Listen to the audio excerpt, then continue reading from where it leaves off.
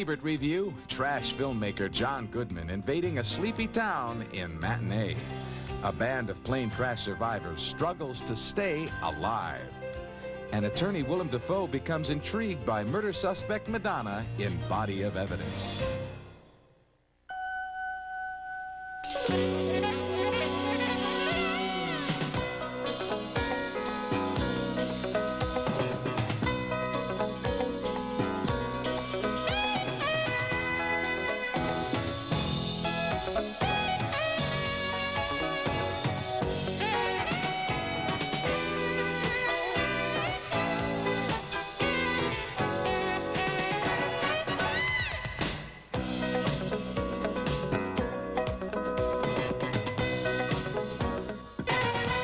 Saliva must have gotten into Bill's bloodstream and gone straight to his brain, just as the radiation, which is measured in units called Roentgens, was released. And that's how he became a... Mant. Gotcha. John Goodman stars as a schlocky but charismatic 60s sci-fi film producer in Matinee, one of 4 new films we'll be reviewing this week on Siskel Ebert, along with a pointed interview with Madonna that asks her the very direct question, why hasn't she been more successful in the movies? I'm Gene Siskel of the Chicago Tribune. And I'm Roger Ebert of the Chicago Sun-Times. Our first movie is named Matinee, and this is a delightful and surprising comedy that somehow combines the Cuban Missile Crisis with young love and the sneak preview of a science fiction movie about a man who turns into a giant ant. The movie stars John Goodman as a cheerful exploitation filmmaker who specializes in gimmicks and cheap horror films. Like Alfred Hitchcock, he appears in his own coming attraction. I feel I should warn you. The story of Mant is based on scientific fact, on theories that have appeared in national magazines. Yes, these terrible events could happen in your town, in your home. In Key West, Florida, young Simon Fenton plays a monster movie fan who talks himself inside the theater while Goodman is setting up for his big show. Giving it to the people right where they need it the most. Cool. Meanwhile, Kelly Martin has a lot of fun as the school beauty who has selected her next boyfriend. Sherry. Hi. Hello, Stan. And Kathy Moriarty plays Goodman's leading lady, who doubles as a phony nurse as part of the hype for the film. It's a release form. It says it's not our fault if the movie scares you to death. Wow. It's not a joke. We've had 10-year-old kids having heart attacks at this movie. They're recovering, but we can't be exposed legally. Now, if you don't sign... But we're not scared. Are we, Dennis? No.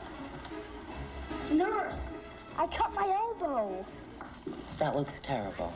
Next. Matinee is hard to describe unless you understand that somehow all of these different pieces fit together into a movie that is sometimes very funny and always has a genuine charm. Goodman is good as the horror filmmaker because he goes easy on the sleaze and somehow communicates how much this character really loves making those awful movies.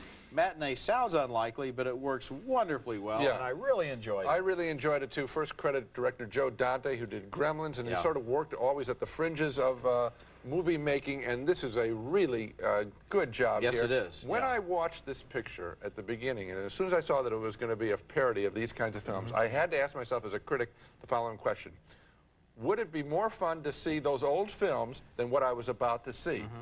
And the answer is, this is just as good, campy, fun. It's very well written. Charlie Haas did the screenplay, and it's really smart. You mentioned Hitchcock. I think actually the pattern for this guy is Arch Oboler, who did The Bubble. Arch Oboler, and also in particular William Castle, who was the guy that actually put buzzers under the seats and so forth.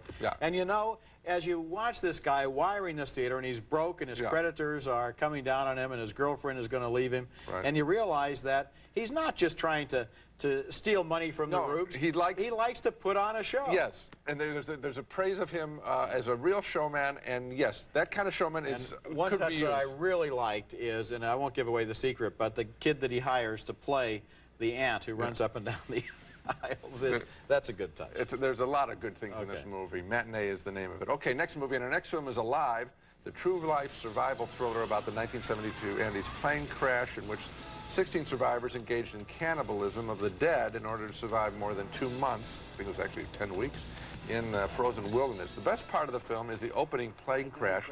It's stunning, and after the crash landing, leaders emerge within the group. We're gonna starve. Look, this weather can't last. There's probably gonna be helicopters coming over those mountains this afternoon. But we're gonna be careful. We're gonna ration what we have. I like a big lunch. 1 capful of wine, 1 square of chocolate each. The centerpiece of the film is the cannibalism issue. It's handled directly with a lot of religious overtones. But remember, the team was from Catholic Uruguay. If we do this, we'll never be the same again. It's like communion. From their death, we live. People will understand. Naturally, there's an avalanche, and director Frank Marshall, who produced many of Steven Spielberg's spectaculars, does a great job with it. Eventually, the boldest survivors, led by Ethan Hawke as Nando, realize they can't sit much longer and wait for help. They'll have to traverse the mountains in search of civilization. Maybe this leads somewhere. Hey, be careful. That doesn't look good. Well, I'm sure you've heard all the talk show hosts joke about Alive and about the cannibalism and the airplane food. Those are pretty good jokes, actually. Frankly, what this movie could have used more of is some sort of gallows sort of humor and less of the religious stuff. But the movie kept my attention throughout because more than the cannibalism issue, I found myself imagining what kind of response would I have to the same situation. Would I be a leader or a follower? How strong physically would I be? Would I be the one telling the jokes? I think I would. Would I risk myself for someone else? I enjoyed thinking about that stuff because I know the cannibalism answer right away. Yes, I'd nibble on a dead finger to stay alive. So if you will, a marginal thumbs up from me. And don't nibble on that thumb, Gene. Yes, sir. Not even if it means staying alive. We need it for the show. Thank you. I didn't like this movie quite as much as you did, although I agree that you did think about it. The special effects are very well done. Yes. What bothered me was I never got the sensation that I was really seeing what it was really like. The guys always looked a little bit too healthy and well-fed. Their faith, after a while, they're in the middle of the wilderness. They've been eating dead bodies for 8 weeks, and they're saying things like, gee, I've never felt closer to God. Well, I hope that I would have that response, but I think my real response would be I'd like to be a lot closer to Lima, Peru. It doesn't seem as if it's really that tough for them to get through this unendurable experience. I think the plane crash, as you said, as we both said, is handled so well that you do get a feeling for the real jeopardy they're in.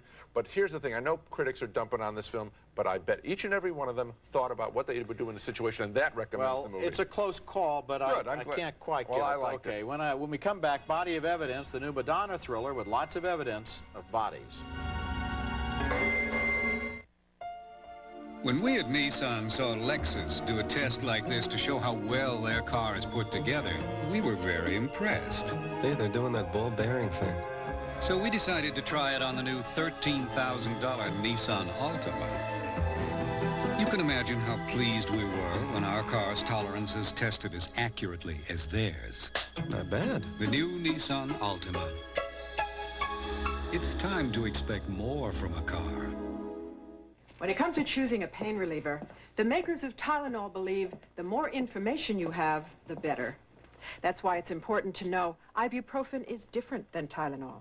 Doctors know ibuprofen can sometimes irritate your stomach. In fact, most ulcer patients shouldn't use it. But they can take Tylenol. Hospitals use Tylenol 4 times more than ibuprofen. For effective relief that's gentler to your stomach, trust Tylenol, the pain reliever hospitals use most. You're under arrest for the murder of Andrew Marsh. You have the right to remain silent. Anything you say can and will be used against you in a court of law.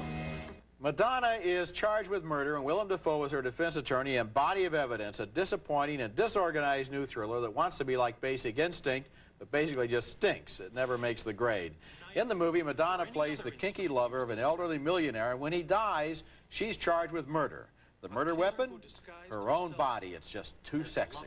Is it your sworn testimony that by coincidence alone, you happened to date both Andrew Marsh, who died from a combination of sex and drugs, and the doctor who treated him for drug poisoning? Portland's a small city. I even dated a man who dated a woman you dated. The other suspect in the case, at least according to Madonna's lawyer, is the old man's secretary and former lover, played by Ann Archer. Did you tell your boss what you had seen? No. And why not? I wanted to keep my job. That didn't include telling him his girlfriend was a cokehead slut. The relationship between lawyer and client gets complicated when Defoe finds himself attracted to her and yet repelled by her promiscuity. Did you need to hear about every man I ever had sex with? No, just the ones with bad hearts who put you in their wills. Body of Evidence ranks high in the sleaze department with so much kinky paraphernalia on hand that it looks like the outtakes from Madonna's recent sex book. But the movie never comes together. I didn't believe for a minute that anyone here truly believed their characters were real. The plot and the dialogue were way too ridiculous for that, and so many of the shots seem artificially abbreviated that maybe the filmmakers just got as impatient as I did. You know, when you say it stinks, that's not a bad choice and not a glib choice. It does stink. Compare it to Basic Instinct, and Sharon Stone looks good as a credible character, seriously, and the film was shot better, Basic Instinct. It had bright colors, I mean, bright, impressive photography, challenging. This is muddy, soft focus. She does not look sexy. She has a dumb hairdo that's inappropriate. I mean, here's one of the most exciting, charismatic talents on stage, and she does not come across, she's not photographed well.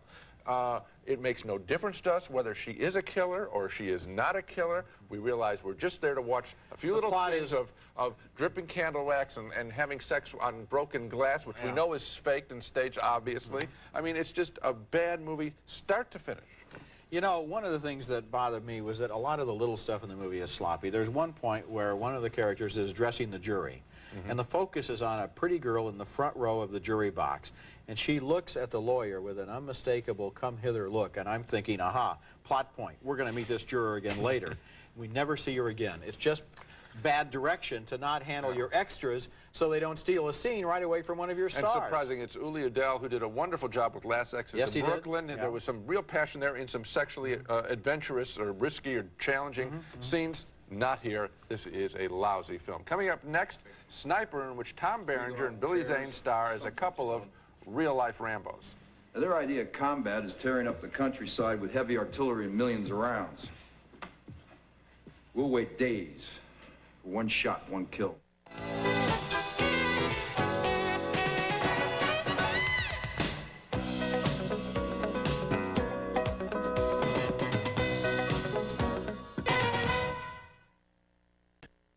Okay, Vern, it's time to play Auto Squares. You're tired, irritable, cranky from driving all over town looking for a new car. What do? Wrong, Vern. You go to Autoland in Springfield, New Jersey, where you will find every car or truck you would ever want. But will it cost you an arm and a leg? Wrong again, Vern. Autoland has sale prices 7 days a week. And, of course, the big savings were behind door number 1 the whole time. And what do we have for him, Johnny? Call 1-800-AUTOLAND. I still have rank, whether you see it or not. Sorry, but I have to take orders from you. That's the setup from Sniper, a lean and efficient new action movie about 2 American marksmen who walk through the jungles of Panama in order to carry out illegal assassinations under secret orders from the National Security Council. These are professional killers who could care less about the legality of what they're doing, but they do care about their uneasy rivalry as the veteran sniper, played by Tom Berenger, takes command from the newcomer who outranks him, played by Billy Zane. I was given very specific orders by the staff at the NSC. Now, first it indicated a chopper insertion, which we won't get into. Then we were supposed to head east, you know, east. You think Washington knows the best way to get through this jungle? You think they know which streams are flooded and impossible to cross, which trails are mined or booby-trapped? What I know about this place, son, is because I'm here. Berenger has worked in this jungle before and knows his way around. Zane is a brilliant marksman, but he has a secret. He has never actually killed a man. I got ammo when he's laughing. Ease up, young agent. They've been with us since we left the train. If you drop the hammer on him, we'll be dead before we can take 10 steps. When they reach their target, a few things go right and a lot of things go wrong, and for a while it looks like they've signed on to a suicide mission.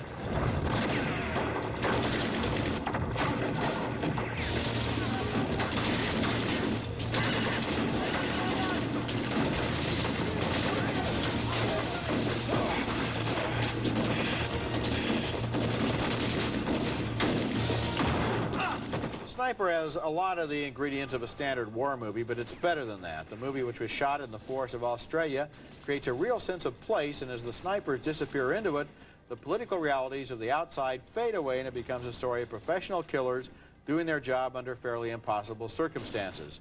It's an irony, I guess, that the movie shows Americans committing political murder under unlawful secret orders right from the top, and that's not even the subject of the movie. That's just taken for granted. I liked it, Roger, maybe not quite as much as you did, but what I like about it is on a technical level, I think this is a really superb and sort of joyfully made movie that does take us into the mindset of these guys who do this dirty and illegal job. I think that the director, Luis Llosa, from the very first image, this is a very sparkling film. It's beautifully photographed on location. Bill Butler did the cinematography. He's done films as varied as Jaws and The Conversation. It's crisp. It's a great-looking film on that basis, and I got caught up in some of its technical innovation. And you know, it has one kind of twist to it that I'd never seen in a movie before. You can see the bullets. Oh, yeah. You can see them coming. Yes. You can see them going. Yes. You can see them going across the screen. Yeah. One guy sees a bullet coming straight down his sniper scope at him. Yeah. Now, we know that isn't possible in real life, but somehow as a stylistic touch, I liked it. Well, stylistically, because it takes us into the mind, it slows down the mindset of the most important thing to kill. As you said, the Billy Zane character hasn't killed before, so this is going to be really potent for him, and that's the way they show it. It's an extrapolation of what they did in Robin Hood with the arrow, and they've done it even better this time. It works. Okay, coming up next, Madonna answers the question a lot of her fans and movie lovers have, which is, why hasn't she been more successful in the movies? When I bite into a York peppermint patty, I get the sensation of catching an icy cold wave. Woo! It's a big one. I'm hanging ten. I'm shooting the curl. York peppermint patty. Get the sensation. The question is simple enough. The answer may not be as clear. A performer conquers one medium but can't seem to master another. The performer is Madonna. The tricky medium for her, the movies. She's one of the biggest names in music. So why has Madonna been in so many bad movies?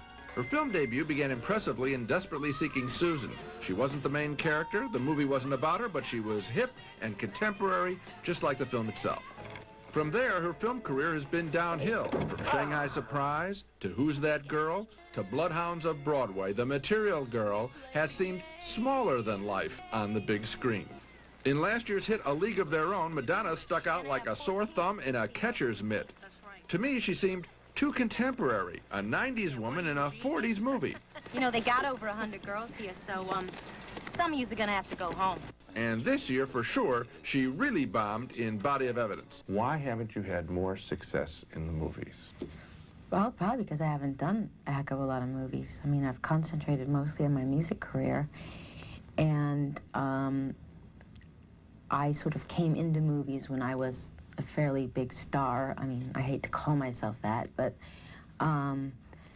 and in Hollywood, you know, basically if you make a bad movie, no one really forgives you for it, and I've made some bad choices filmically, and I've had to sort of work my way back into a position where people can look at me as an actress, and because I've spent so much time with music, it's been hard for me to sort of negotiate the time. If I only did movies, it probably would have come sooner. I once heard Jane Fonda's former husband, Tom Hayden, say about her, which I thought was good film criticism, she's bigger than any part she can play.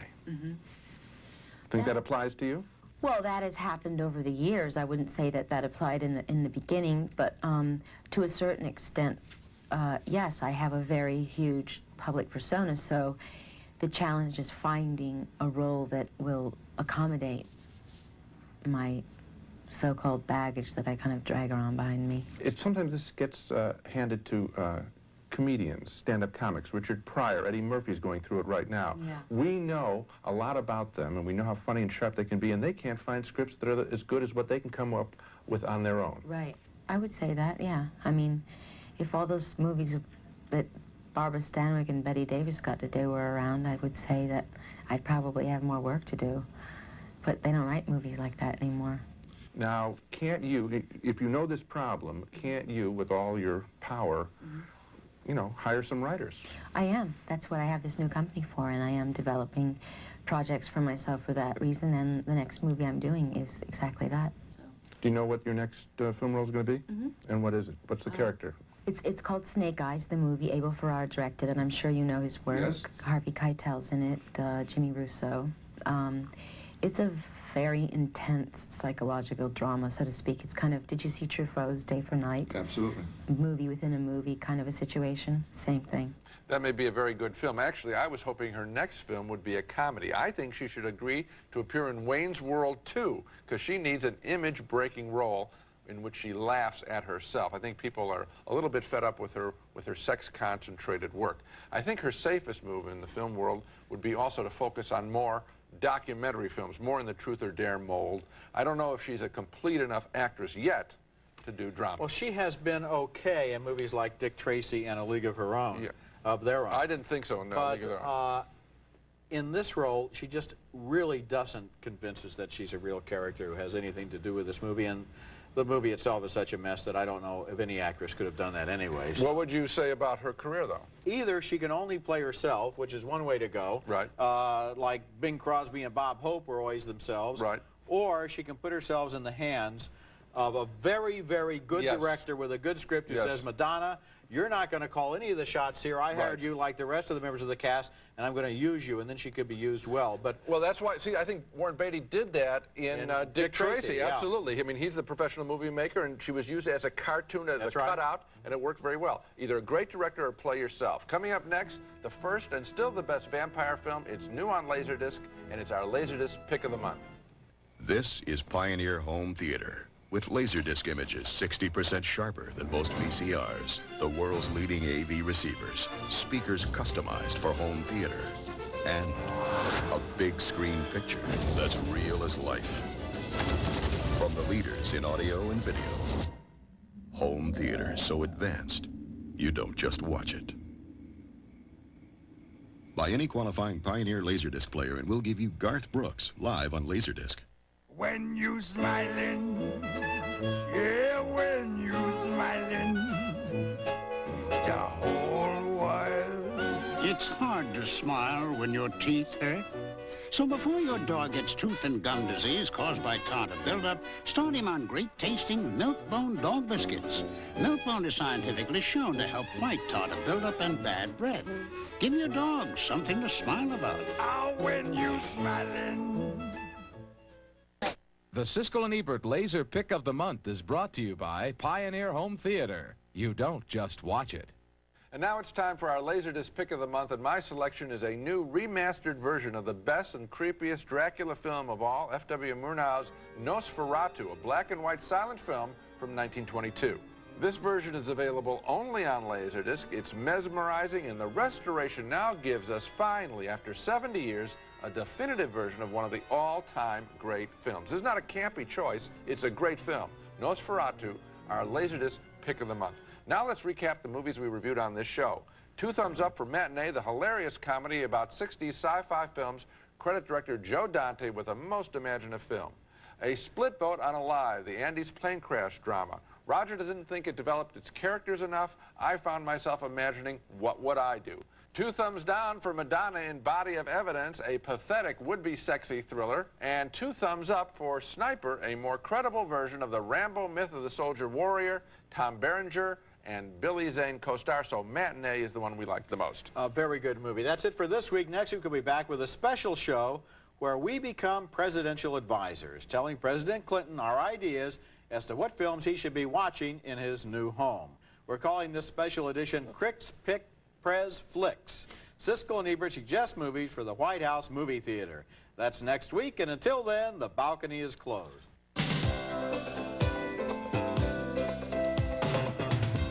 It's America's favorite jelly bean, Jelly Belly, now appearing at theaters and video stores with good taste. Jelly Belly beans, try them, you'll love them. St. Ives Swiss Formula Collagen Elastin Lotion. St. Ives Swiss Formula soothes and softens dry skin instantly, naturally. St. Ives Swiss Formula. New Blue Ultra 5, the longest-lasting automatic toilet bowl cleaner. Blue Ultra 5 cleans and freshens your bowl for up to 5 months. To give your dog a delicious meaty taste and variety of flavors, please don't bother the butcher. Try new Butcher's Blend and Butcher's Burger brand dog foods.